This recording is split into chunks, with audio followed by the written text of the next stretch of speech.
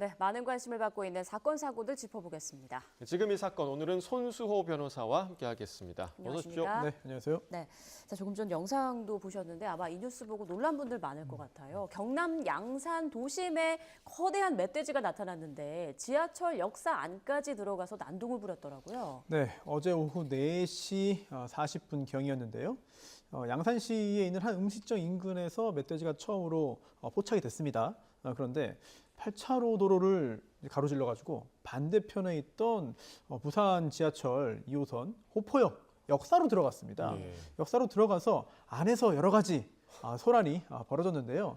당시에 3층 화장실에 있던 30대 남성이 이 멧돼지의 오른쪽 팔을 물려서 이제 병원으로 이송되기도 했고요. 예. 그리고 4층 고객센터 유리문도 박살이 났는데 신고를 받고 출동한 경찰이 이제 가장자리로 구석으로 몬 다음에 지금 화면에 나오는 예, 것처럼요. 네, 실탄을 3발을 쐈습니다.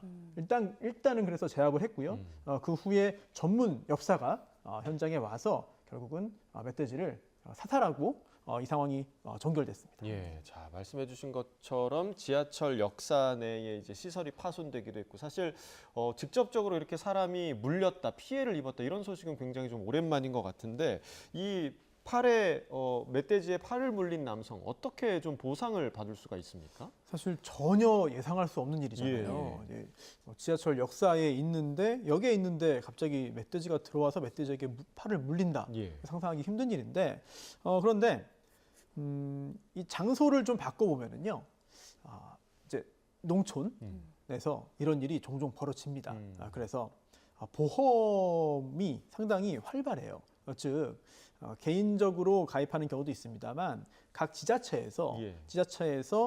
주민들을 보호하기 위해서 이제 보험 제도를 이제 연결하는 경우들이 있거든요. 그래서 지자체가 아예 보험에 가입한 다음에 주민들이 야생동물로 인해서 피해를 입거나 신체적인 피해를 입거나 아니면 재산적인 피해를 입으면 이거를 보험으로 처리하는 경우들이 요즘에 꽤 많이 늘고 있습니다. 예. 그런데 지금 이 사건의 경우에는 그런 상황과는 좀 거리가 좀 있어 보여요. 예. 그렇다면은 누가 잘못을 했느냐, 잘못한 사람에게 책임을 물려야 되는데 만약 어떠한 가축이나 또는 특정한 목적으로 누군가 관리하는 동물이 탈출을 해서 관리소로 탈출했거나 아니면 누가 일부러 풀어주어서 이런 일이 생겼다면 이 관리 주체에 대한 책임을 또 물을 수 있을 겁니다. 예. 하지만 그러한 관리 주체가 없는 야생 동물이기도 하고 누구의 잘못인지를 찾기가 힘든 상황이기 때문에 상당히 난처한 상황일 수 있는데요. 다만 정확히는 알 수 없겠습니다만 이 역사 관련해서 역사 운영 그리고 또 지하철 운영 관련된 여러 가지 보험 제도들이 있을 것입니다. 예. 이런 제도들을 통해서 피해를 최소화하고 다행히도 생명이 지장 없습니다만 예. 많이 놀랐을 거거든요. 그렇죠. 네, 치료가 필요한 상황인데 이런 금전적인 여러 가지 피해가 없도록 이제 여러 관계 기관에서도 적극적으로 도움을 줘야 될 것 같아요. 네, 100kg에 달하는 멧돼지가 도심에 어떻게 들어오게 된 건지 지금 경찰이 파악하고 있다고 하는데 최근 농촌 도심 가리지 않고 멧돼지가 출몰하면서 피해가 크다고요? 그렇습니다. 전국적인 조사는 아닙니다만 서울시 소방재난본부가 조사한 자료를 보더라도 이게 점점 늘고 있다는 것을 알 수 있거든요. 자료를 보면은 2021년에 442건이었는데요. 이게 작년에는 600건을 훌쩍 넘었고 그리고 올해는 9월까지만 해도 벌써 451건입니다. 예. 이게 신고가 더 적극적으로 이루어져서 더 많이 조사가 되는 것이냐라고도 볼 수 있겠습니다만 실제로도 멧돼지가 많이 출몰하는 것 같아요. 그리고 그러한 원인에 대해서도 여러 가지 의견들이 좀 나오고 있거든요. 우선 골프장 등이 많이 건설되어서 서식 환경이 좋지 않아서 결국은 민가 쪽으로 내려오는 거 아니냐라는 견해도 있고요. 예. 그리고 또 반대로 최근에 멧돼지는 이제 멸종 위기에서 완전히 벗어난 것으로 지금 취급이 되고 있습니다. 예. 근데 보호 대상이 아니거든요. 그러다 보니 개체 수가 늘어나서 먹이를 구하기 힘들기 때문에 이렇게 사람이 사는 곳으로 내려오는 거 아니냐라는 견해도 나오고 있거든요. 실제로 야생동물보호법에 보면은 유해 조수가 있습니다. 유해 동물들을 정해놓고 있는데 멧돼지가 여기에 포함이 돼요. 특히 서식 밀도가 높아서 주변 민가나 그 농가 등의 농작물에 피해를 주는 경우라든지 또는 분묘를 이제 묘를 파헤치는 경우라든지 이런 경우에 멧돼지를 유해 조수로 보는데 이런 것들 역시 과거의 멧돼지의 서식 환경과 굉장히 많이 달라졌고 그러다 보니까 사람들이 사는 곳으로도 꽤 많이 내려오고 그렇다면은 앞으로 점점 더 많이 내려올 가능성이 있다. 또 그로 인해서 재산적인 피해뿐만 아니라 사람이 다치거나 또는 경우에 따라서는 목숨을 잃을 가능성도 배제할 수 없기 때문에 쉽게 넘어갈 그런 상황은 아닌 것 같습니다. 예.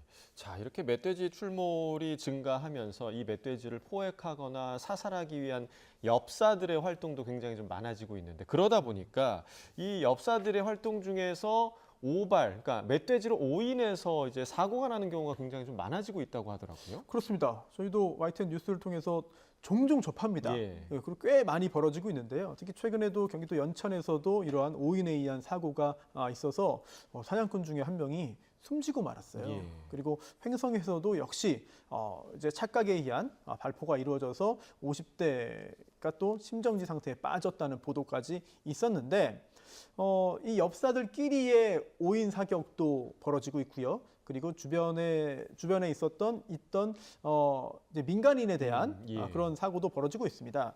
특히 산에서 이런 일이 벌어진다면은 사람이 다니는 길이 아니지만 어떤 나무를 캐거나 아니면 뭐 더덕을 캐거나 뭐 열매를 줍거나 이런 목적으로 으슥한 곳에 다니는 행인들이 있거든요. 예. 이런 경우에 멧돼지와 구분하기가 쉽지는 않습니다. 하지만 그렇다 하더라도 완벽하게 파악을 해야지 사람을 멧돼지로 착각을 해서 발포를 해서 사람이 죽게 만들면 당연히 이거는 범죄로 볼 수 있는 것이고요. 그렇죠. 그리고 얼마 전에는 택시 운전기사가 택시를 운전하다가 이제 도로변에 잠깐 차를 세워놓고 밖으로 나와 있었는데 이걸 또 멧돼지로 오인한 또 사격이 또 이루어져가지고 목숨을 또 잃기도 했거든요. 네네.